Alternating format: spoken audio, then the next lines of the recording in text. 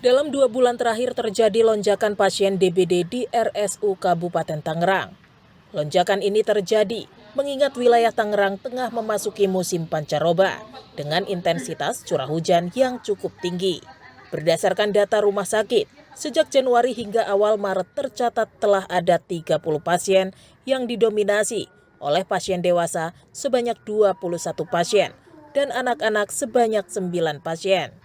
Dengan sebaran pasien berasal dari Kota Tangerang Selatan, Kota Tangerang, dan juga Kabupaten Tangerang. Ditemui antara Senin 4 Maret, Humas Rumah Sakit Umum Kabupaten Tangerang, Lilik Holidah menegaskan, pihak rumah sakit siaga untuk menampung pasien DBD dengan menyiapkan tempat tambahan jika ruangan yang ada tidak mencukupi. Total peningkatan pasien DBD sekitar 30 orang. Januari kemarin hanya 10 orang.